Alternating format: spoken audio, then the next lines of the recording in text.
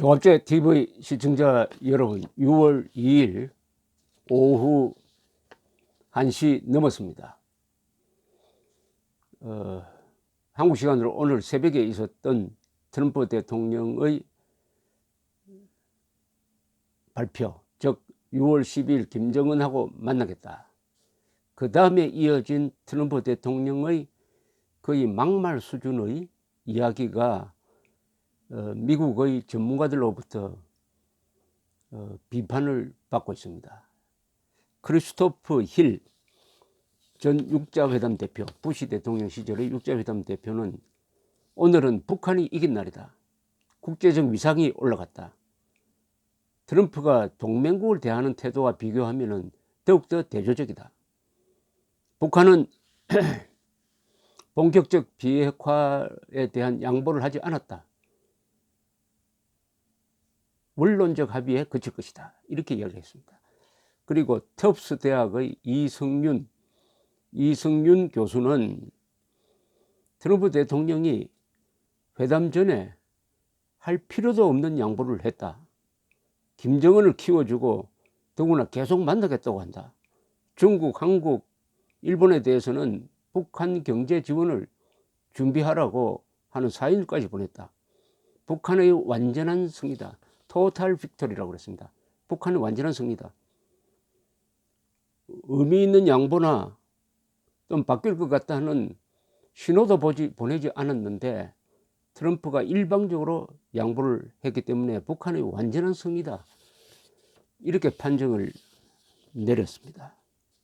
빅터 차, 한때 주한 미국 대사로 내정됐다가 취소되었던 빅터 차 조지타운 대학 교수도 비슷한 이야기입니다. 만나기도 전에 큰 양보를 했다. 더구나 제재를 더 이상 강화하지 않겠다고 하던 이야기, 이것은 너무나 큰 양보다. 즉각적으로 검증 가능한 비핵화, 즉각적이고 검증 가능한 비핵화를 요구하지도 않겠다는 것도 엄청난 양보다. 이렇게 비판을 했습니다. 오늘 트럼프 대통령은 앞으로 나는 맥시멈 프레셔, 최대한의 압박이란 말을 쓰지 않겠다고 했습니다. 이거 쓰지 않겠다면 북한에 대한 제재를 더 이상 강화하지 않는 정도가 아니라 제재를 어기고 유엔 안보리의 제재 결의를 어기고 북한을 도와주는 거 이제 더 이상 말리지 않겠다는 뜻으로 해석될 것입니다. 그러면은 이것은 중국, 한국, 러시아에 마음 놓고 북한에 대한 경제 제재 퍼주기를 하라는 신호입니다. 이거. 그리고 앞으로는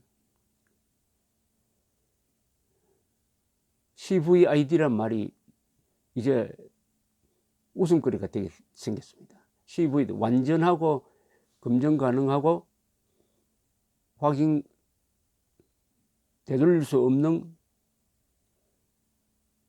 핵 폐기, 그것도 빠른 시간에 해야 된다. 빠른 시간에 해야 된다. 여기에 대해서 오늘 트럼프가 뭐라고 했냐면 이번에 김정은하고 만나는 것은 만나는 것 그 자체가 중요하다. 시간 걸린다. 문제 해결에는 시간이 걸린다. 이렇게 이야기를 해버리십니다. 시간이 걸린다. 빠른 해결은 기대할 수 없다라고 벌써 항복하고 말았습니다. 참 허무하죠. 이렇게 허무하게 무너진다는 게 참 믿겨지지 않습니다. 역시 장사꾼은 장사꾼입니다. 장사꾼은 개인 이득을 중요시하는 사람입니다. 그 장사꾼이 정치인이 되면 그런 사람을 정상배라고 그래요. 정상배와 정치가는 다릅니다. 폴리티션을 정상배라고 그러고요. 정치가는 스테이츠맨이라고 합니다.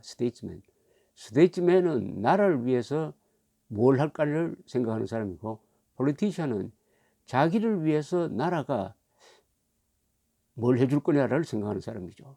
극도의 이기주의자입니다. 정상배는 항상 돈이라든지 이런 계산을 앞세웁니다.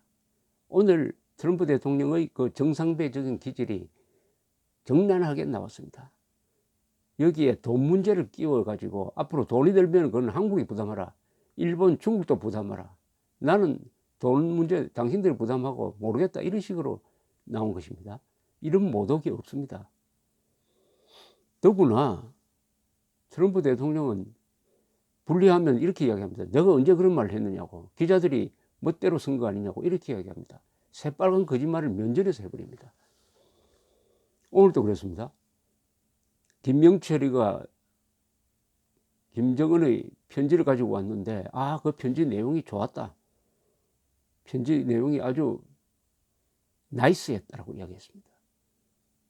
근데 나중에 들어보니까 편지 봉투 뜯지도 않았어요. 읽어보지도 않았습니다.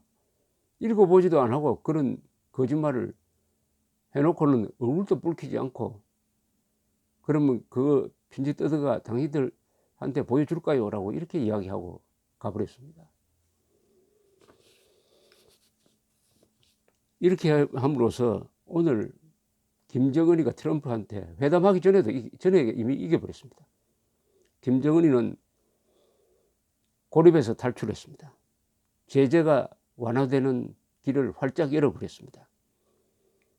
미국은 이 제재를 위반하는 나라에 대한 응징을 사실상 안 하겠다고 선언한 거와 마찬가지입니다. 마찬가지입니다. 더구나 여기 한수를 더 떠가지고 평화협정도 맺을 수 있다라고 이야기를 했습니다. 이것은 북한에 절대로 양보해서는 안 될 평화협정, 북한이 핵을 완전히 폐기한 다음에 논의해야 될 평화협정을 북한이 핵 폐기한다는 이야기도 안 했는데 평화협정 논의할 수 있다라고 이야기했습니다. 무엇을 먼저 약속하고 무엇을 뒤에 약속을 해야 될지 선후관계를 모릅니다. 이 사람은. 실무자들이 차근차근 합의해가지고 시간이 6개월 걸리든 몇 년 걸리든 마지막 최종 단계에서 김정은을 만나야 되는데 먼저 김정은을 만나겠다고 해놓고 실무자들한테는 일단 만나는 방향으로 너무 북한을 상대로 몰아붙이지 마라. 양보받지 말라. 이렇게 한 거 아닐까요?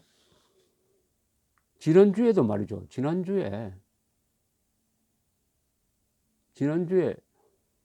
트럼프 대통령은 비핵화는 매우 짧은 시간 내에 해야 된다라고 이야기를 했습니다. 폼페이오도 Rapid Denuclearization, Complete Denuclearization이란 말을 했습니다.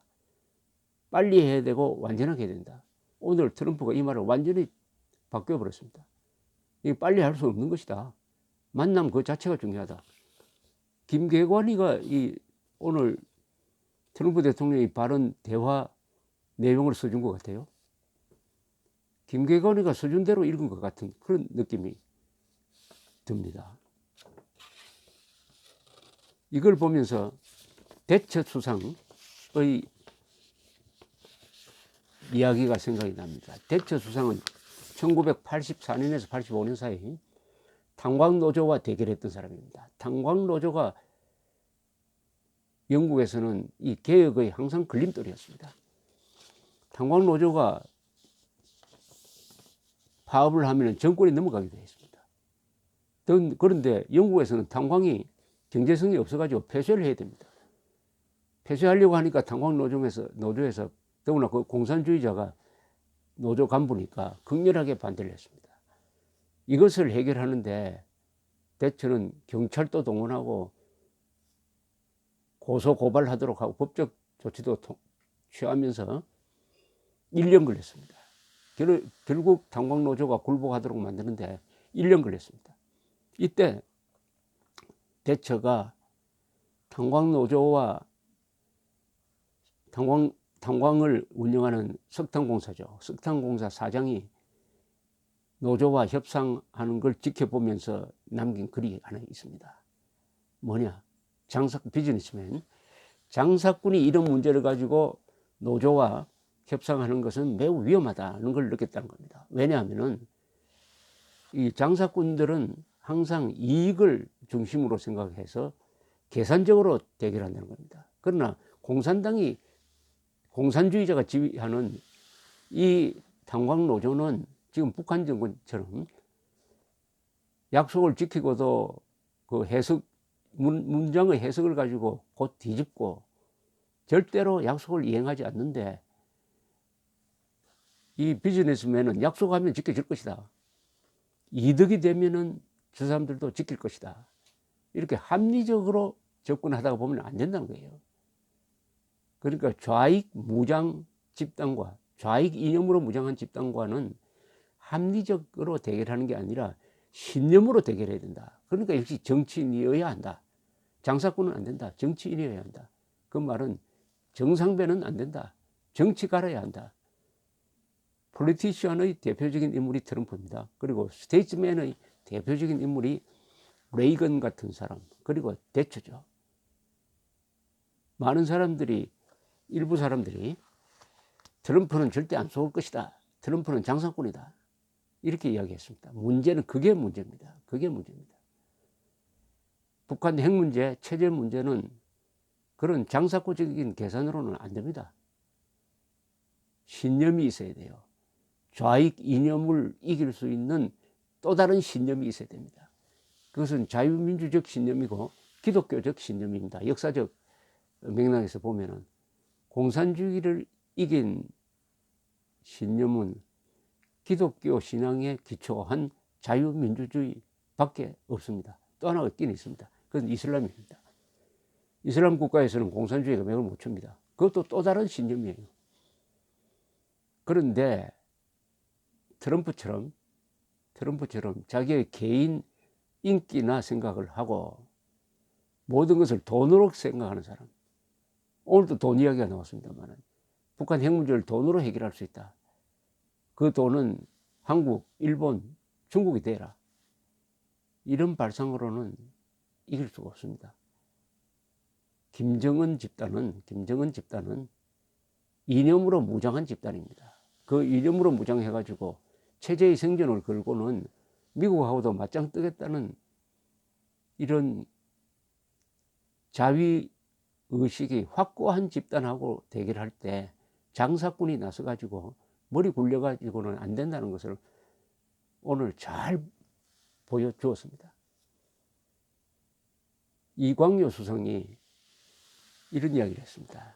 나는 종교는 믿지 않지만 종교의 위대성은 안다. 유대인 수용소에서 끝까지 살아남은 부류가 두 사람이더라. 하나는 공산주의자고 하나는 기독교 신자더라. 이념에는 신념으로 대결해야 이긴다. 이렇게 이야기를 했습니다. 장사꾼 트럼프가 이념으로 무장한 김정은한테 회담을 하기 전에 이미 손을 들어버린 참 허무하게 무너진 상황을 보면서 오늘날 한국의 우파 세력이 반성을 해야 됩니다. 우파도 장사꾼적인 방식으로 좌파에 이기려고 한 거 아닙니까? 그런 점이 없습니까? 흔히 실용 노선이라든지 중도 보수 노선이라든지 이런 게 다 오늘날 우리나라에서 좌익들을 키운 우파의 기회주의였고 비겁한 태도였습니다. 더구나 안보 문제까지 미국에 맡겨놓고 미국이 잘해줄 것이다. 트럼프가 알아서 해줄 것이다. 그러면서 트럼프에 대해서 비판적인 이야기를 하면은 왜 우리가 믿는 트럼프를 비판하느냐고 트럼프 변호인을 자처하는 이런 사람들까지 나타나곤 했습니다. 이스라엘처럼 안보는 누구한테도 맡기면 안 되죠. 이스라엘 사람들은 자신의 안보를 유엔에 맡기지 않습니다. 미국에 맡기지 않습니다. 그렇게 맡겼다가 유대인 학살 당한 꼴을 보니까 한국도 마찬가지 아닙니까? 안보를 청나라에 맡겼다가 그 다음에 미국에 맡겼다가 안보는 우리가 맡아야지 누가 우리 대신 죽어줍니까? 안보를 미국에 맡긴다는 것은 전쟁이 나면은 우리 대신 당신 죽어주세요 하는 거하고 마찬가지 아닙니까? 그런 비열한 사대주의적 사고방식으로는 우파의 재생은 불가능합니다. 오늘 정신 차려야 되는 날입니다. 감사합니다.